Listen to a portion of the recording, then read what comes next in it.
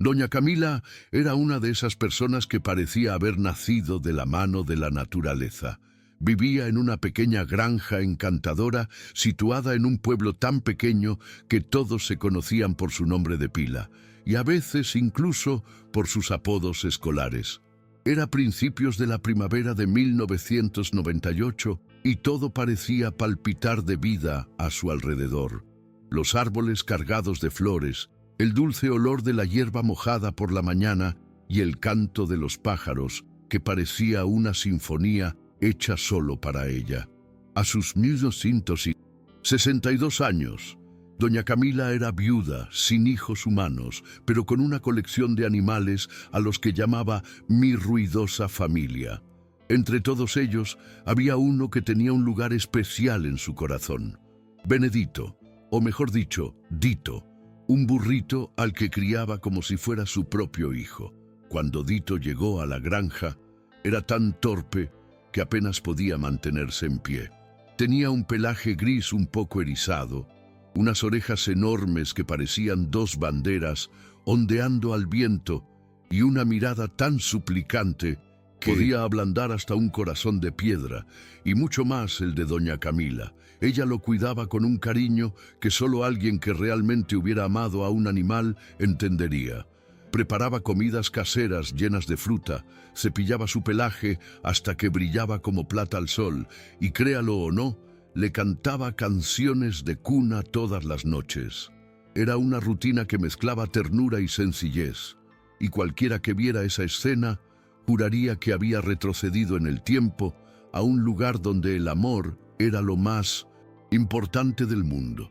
El tiempo pasó rápido, como suele ocurrir en las granjas, y Dito creció. Se convirtió en un burro fuerte, con un pecho ancho y un pelaje tan suave que parecía terciopelo de feria. Los niños de la ciudad vinieron a visitarlo solo para acariciarlo y darle trozos de manzana.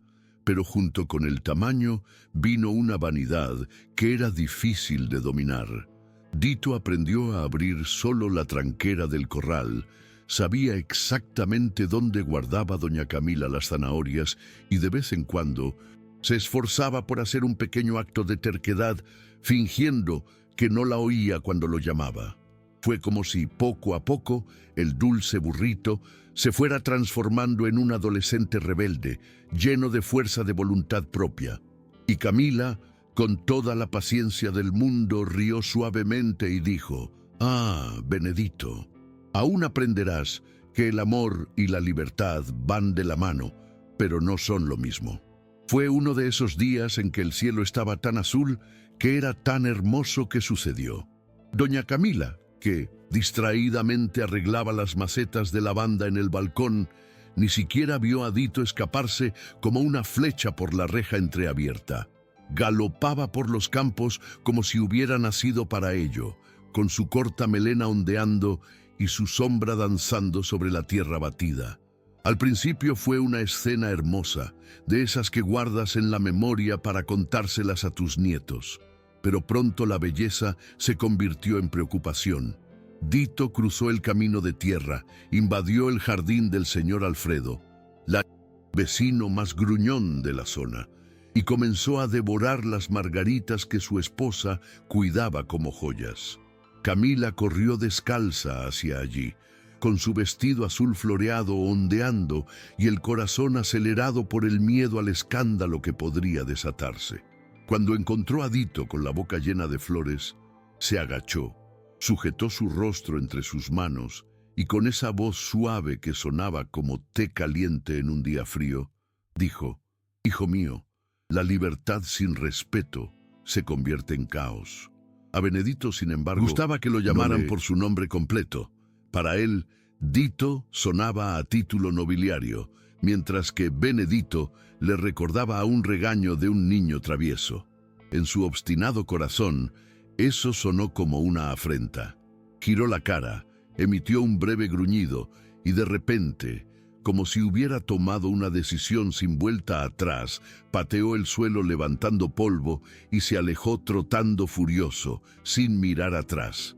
Doña Camila, con lágrimas en los ojos y una extraña opresión en el pecho, intentó llamarlo, pero se detuvo a mitad de camino. Sabía que la vida tenía que enseñarme ciertas lecciones en solitario, sin la protección de los brazos que siempre estaban dispuestos a acogerme. Dito corría sin rumbo, impulsado únicamente por el orgullo herido. Pasó arroyos, ahuyentó bandadas de mariposas, cruzó senderos de tierra roja hasta que encontró, casi por casualidad, una granja grande y concurrida, donde el olor a alimento y a sudor se mezclaba en el aire. Allí, a diferencia de la casa de Camila, nadie se detuvo a admirarlo ni a ofrecerle una caricia o una manzana.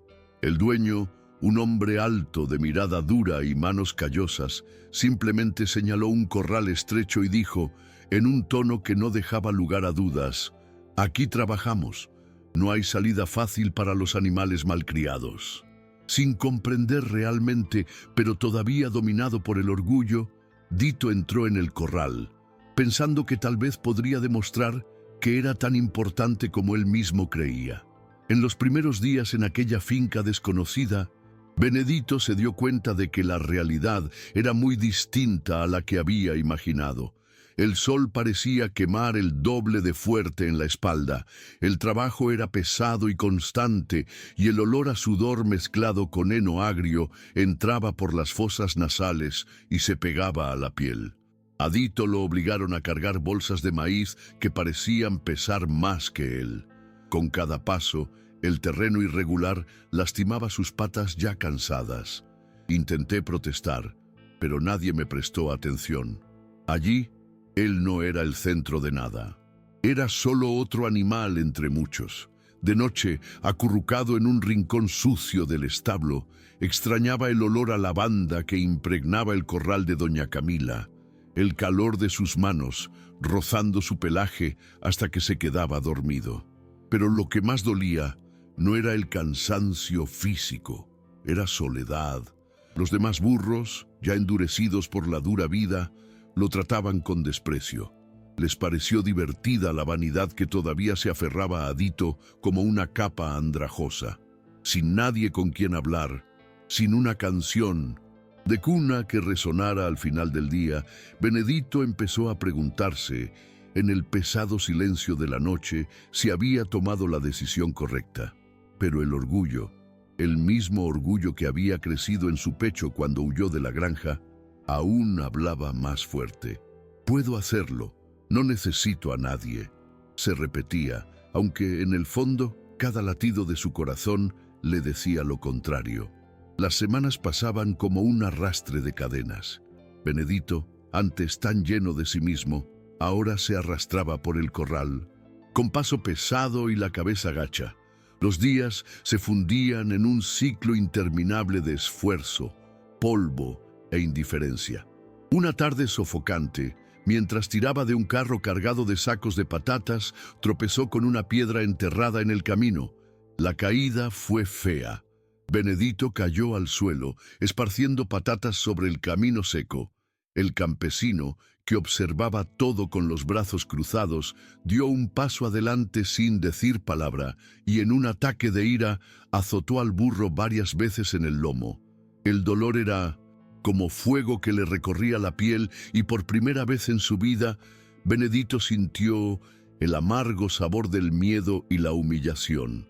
Sus ojos se llenaron de lágrimas silenciosas, pero ni siquiera tuvo fuerzas para relinchar. Esa noche, Benedito yacía en el frío suelo del establo, y por primera vez no intentó convencerse de que estaba bien. Sentía que le dolía el cuerpo en cada músculo, pero lo que más le dolía era extrañar su hogar. Recordó la risa de doña Camila, que siempre llegaba después de un regaño, su mano acariciando su hocico mientras cantaba suavemente una canción campestre que hablaba de hogar y amor.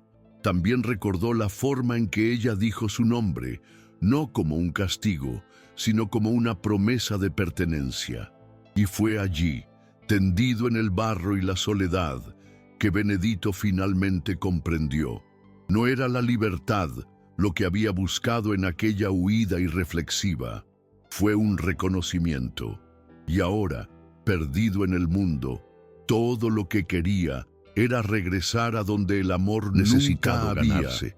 Simplemente existía. A la mañana siguiente, con el mundo todavía sumido en una bruma azul, Benedito tomó la decisión más difícil de su vida: huir. Con el cuerpo dolorido y el alma aún más herida, esperó a que el granjero se distrajera, abrió con el hocico un hueco en la vieja cerca de madera podrida y se alejó trotando en silencio, con pasos lentos y cautelosos, como si cargara con el peso de sus propios errores. El camino se extendía ante él como una interminable lengua de tierra batida, iluminada únicamente por la fría luz de la luna menguante. Dito no estaba seguro de cómo regresar a casa, pero sabía que tenía que intentarlo. Cada paso que daba se sentía como una disculpa. Cada suspiro cansado era un susurro de nostalgia. Durante días, Benedito vagó sin rumbo, confiando en su instinto y en el vago recuerdo de viejos caminos. Cuando el hambre atacaba, aceptaba restos de comida de pequeñas propiedades en medio de la nada, a cambio de tirar de un carro o acarrear agua del pozo. En estas paradas conoció a gente sencilla, de mirada amable y palabras cortas, que sin saberlo reavivaron en él la llama de la esperanza. Una anciana con un sombrero de paja deshilachado que cuidaba media docena de gallinas, le ofreció agua fresca y, sonriendo, le ató una cinta roja alrededor del cuello diciendo: «Para que tengas suerte en el camino a casa, mi guapo». Con el corazón lleno de agradecimiento, Benedito continuó su viaje, trayendo ahora consigo no solo la nostalgia, sino también el recuerdo de que todavía había bondad en el mundo.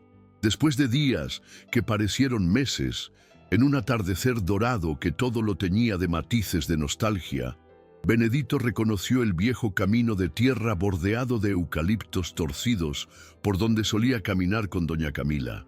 Su corazón latía aceleradamente, latiendo fuerte en su pecho como el tambor de una fiesta antigua.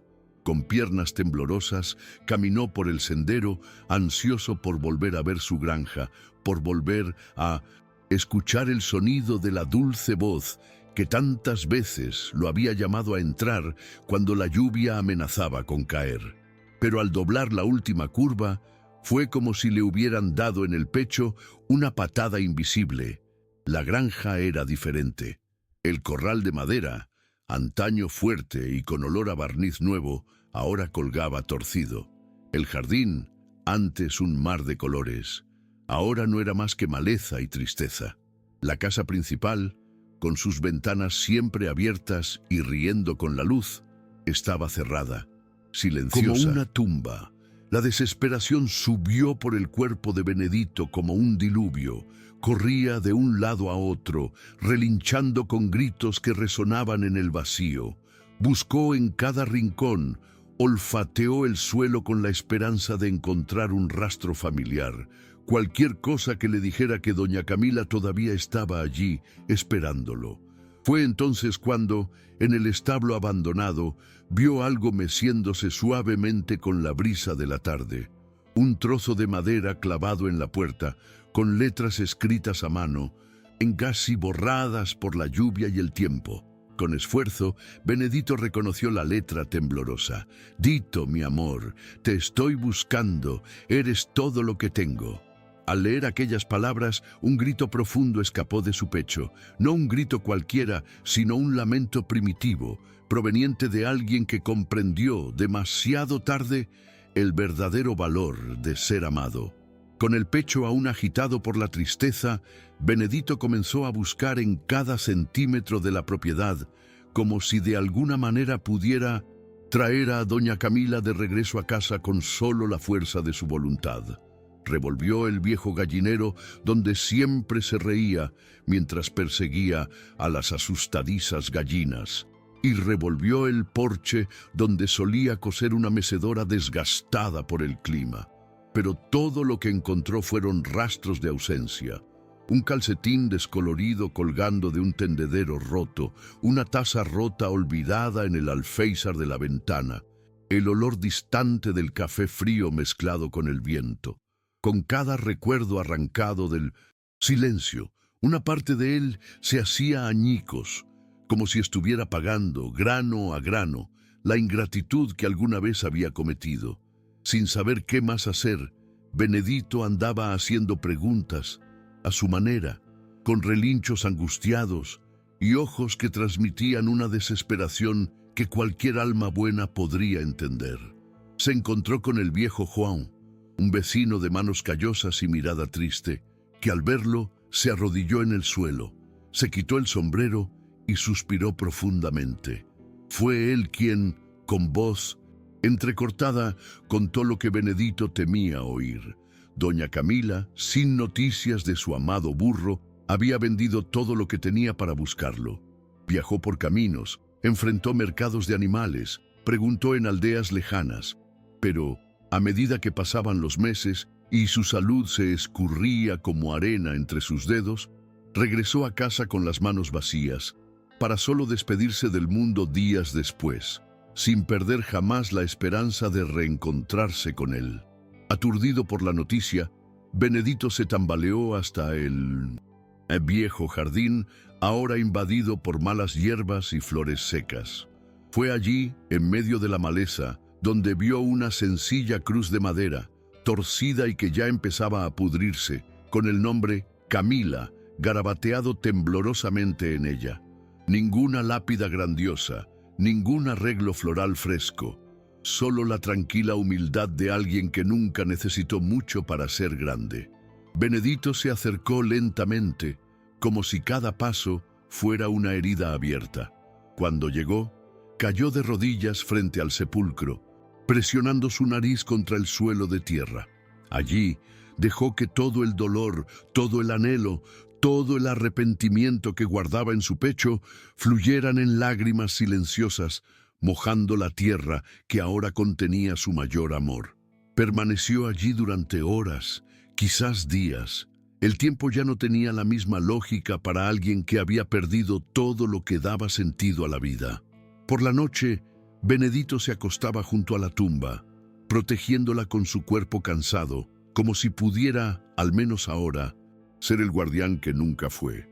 No comía bien, rechazaba el agua que sus vecinos intentaban ofrecerle y cada mañana se le oía tararear suavemente las mismas melodías que doña Camila le cantaba para ayudarle a conciliar el sueño.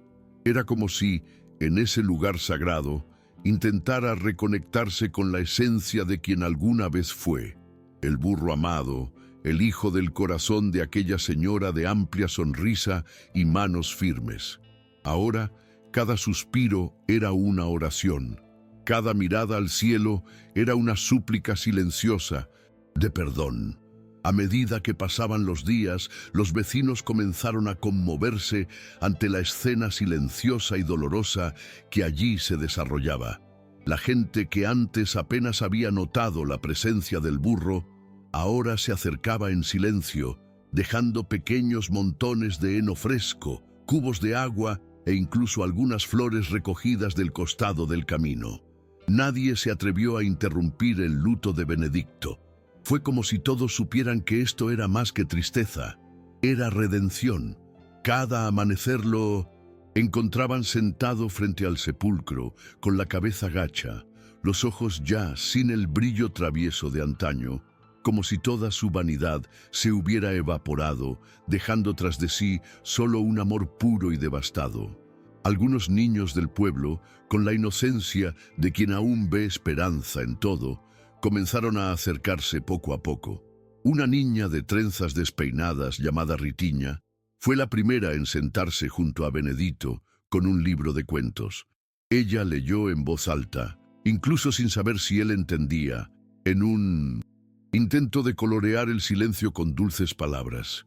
Curiosamente, Benedito, aún sin fuerzas para levantarse, escuchaba atentamente, moviendo los oídos con cada nueva historia. Fue como si, por un breve momento, se hubiera trasladado a los tiempos en que doña Camila contaba historias bajo el porche, mientras el olor a pan recién horneado llenaba el aire de la tarde. Incluso en el dolor, encontró una pequeña llama de ternura en ese gesto inocente.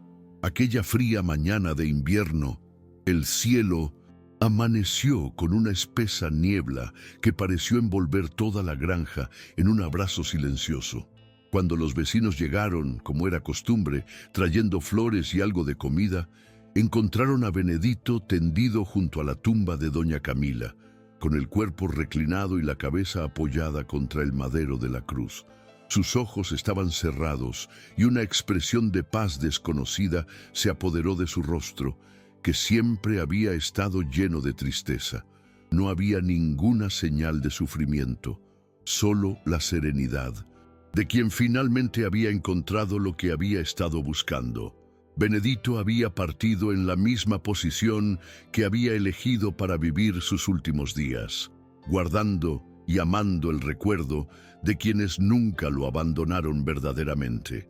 La noticia de la muerte de Benedito se extendió rápidamente por todo el pueblo, y a diferencia de otros animales que fallecieron sin mucha fanfarria, su historia tocó todos los corazones como una canción triste y hermosa.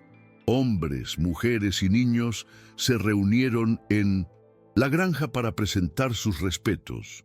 Algunos trajeron velas, otros colocaron flores de colores, como una alfombra viviente alrededor de las dos tumbas, y, en una mezcla de lágrimas y sonrisas nostálgicas, nació una promesa silenciosa entre todos: transformar ese pedazo de tierra abandonado en un santuario de amor, respeto y recuerdo.